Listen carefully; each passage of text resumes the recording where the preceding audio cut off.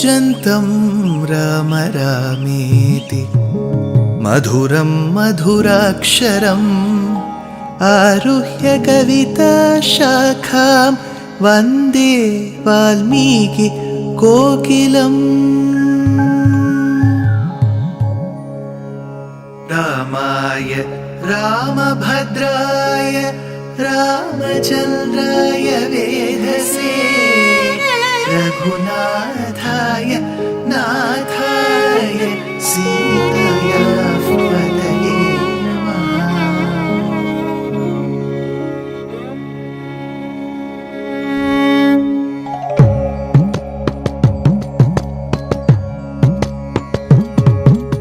जयत्याश्रितसन्त्रास ध्वान्तविध्वंसनोदयः प्रभावान् सीतया देव्या परमव्योमभास्करः परमव्योमभास्करः।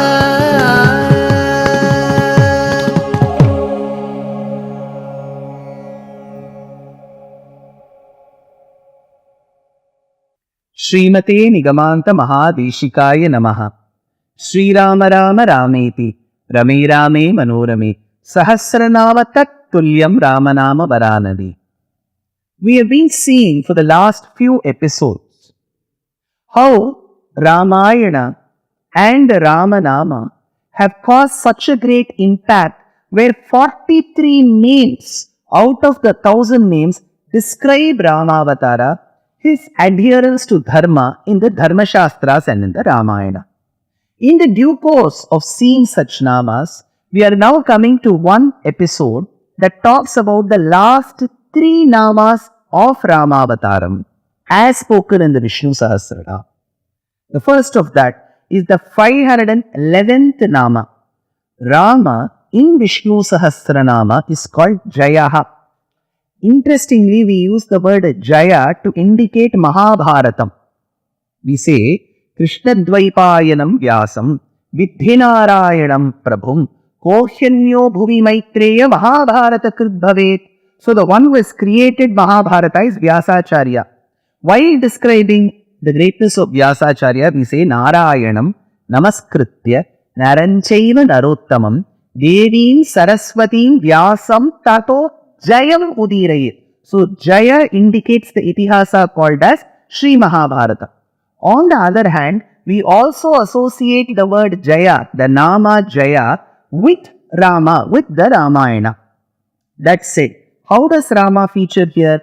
Ashritai jiyate vidheyi kriyata iti Jayaha. So what he says is, the one who is able or capable of being even commanded by his devotees. I'm not making a mistake. Please be vigilant. The Lord doesn't command his devotees. It seems that devotees are so loving and affectionate to Rama that they command Rama. Has this happened, sir? Yes. In Yuddha Kandam, Rama and Lakshmana come in search of Sita.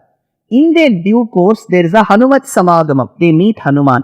Hanuman takes them to the court, the assembly, the Mantapa, where Sugriva is stationed.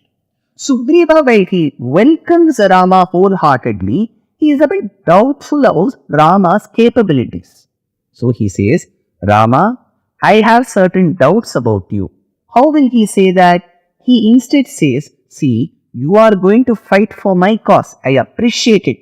You are going to fight with Vali. See, Vali had the ability to pierce one of the Shala Vrikshams. Shala Vrikshams is one of the tall, thick trees that were during the times of Ramayana. Probably you can compare them to the redwood trees found in the Californian region of America. So they are huge trees. So Bali, my brother, used to pierce the Shala Vriksham with one arrow. But Rama, there are 7 large trees here, 7 Shala Vrikshams. You don't have to do much, just try piercing one. So he was trying to tell Rama that if you have to fight with my dear brother Bali, then you should prove your capability. Rama could have said, I don't need to prove my capability, I will leave. But because he knew Sugriva was his closest friend, his friend devotees always have the right to command him, he took the arrow and pierced it not within 1, 2 or 3. all the 7 Shala Vrikshas to prove how powerful he was, what prowess he had. So the one who's capable of being commanded by his devotees. Another test Sugriva kept. See, there is a huge carcass of Dundubhi. All the blood, all the flesh has gone away. There is a huge skeleton carcass here. See, my brother had vanquished this demon. You are now saying that you will go fight Vali. But prove that, Rama. So Rama, with the toe, not on his right, but his left foot, just pushed the carcass, the skeleton, and it went miles away and fell. So these 2 acts, where he was asked to pierce the Shala Vriksham and was able to move the Dundubi carcass, was trying to say that he could be commanded by his devotees like Sugriva as well. So the one in Ramavataram who was commanded by his devotees like Sugriva is called Jayaha. Ashritair jiyate vidheyi kriyata iti Jayaha, says the commentator. Next Nama is the 512th Nama. He is called Satya Sandha. What does Satya Sandha mean? What does that Nama mean? Deshu Satya Sandha Pratigya Asyeti Satya Sandha. The one who is capable of keeping up his words with the devotees. Suppose Rama promises something. Ramo Dvirnadhibhashate. He will never speak the falsehood. He will never go back on his promise. Is that true, sir? Yes. He is the one who heard Sugriva's case patiently. He is the one who knew that Sugriva had performed Sharanagati to Vali, asking him to forgive him. But Vali was not adept enough to forgive Sugriva. Rather, he excommunicated Sugriva, did not give phalam to that Sharanagati, and kept his wife under the custody. Even though Rama's wife was missing, Rama said, I shall first work towards rescuing your wife from Vali's clutches. That is why he did those 2 tests which Sugriva had kept, Shala Vriksham and then Dundubhi Kankala. After that, he was able to vanquish Vali in the Dvandva Yuddham which Sugriva had with Vali. Now, what does this prove? Rama proves that he will always keep up his words. That is why when Bhagavat Ramanujacharya went in the presence of Ranganatha of Srirangam, he said, see, I trust you because you are Rama. Please give moksham to those people who seek through the path of Sharanagati. The Lord said, I will promise. So, this promise of the Lord, this word of the Lord is very important in Ramavataram. When Rama did not know how to go to Lanka, Vibhishana had come. He heard Vibhishana's case. He knew Vibhishana was a Dharmatma. He knew that Ravana was not adhering to Dharmam. He knew that the people of Lanka had to be ruled by a Dharmic king like Vibhishana. So he said, Lakshmana, crown him as the king of Lanka. That time they didn't construct a setu, they didn't know the outcome of the Yuddham. Why was this done? This was done because in order to say that if I give my words, I will ensure that Dharma is restored. So the one who promises and fulfills his promise to his devotees is called Satya Sandha. That is why the commentator says, Teshu Satya Sandha Pratigya Asyeti Satya Sandha. The one who is capable of keeping up his words, fulfilling his promises to his devotees is called as Satya Sandha. The 513th Nama is called Dasharhaha. Dasho Danam Bhaktehi Swasmai Swatma Nivedana Rupam Tebhyova Swatma Samarpana Rupam Arhatiti Dasharhaha. Why is he called Dasharhaha? Because the commentator says, for example, let us take the instance of Hanuman. Hanuman had gone to Lanka.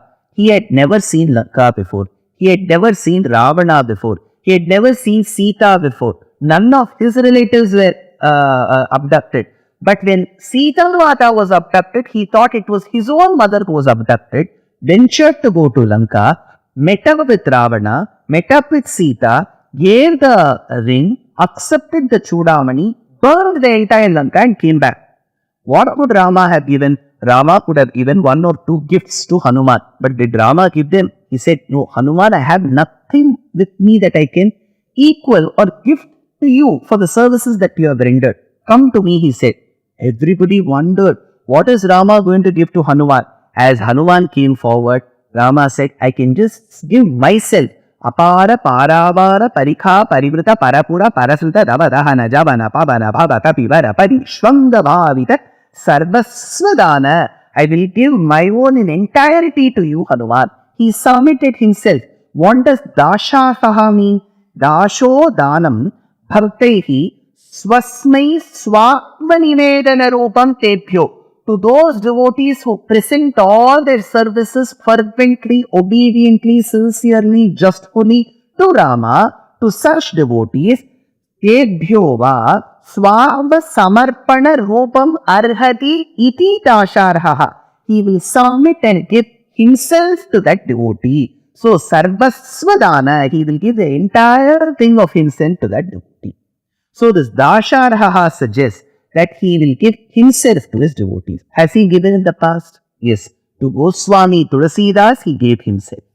To Maharishi Valmiki, he gave himself. To Mahakavi Kalidasa, he gave himself. To Namdev and Tukaram, he gave himself. To Bhadrachala Ramadas, he gave himself. To Purandaradasa and Kanakadasa, he gave himself.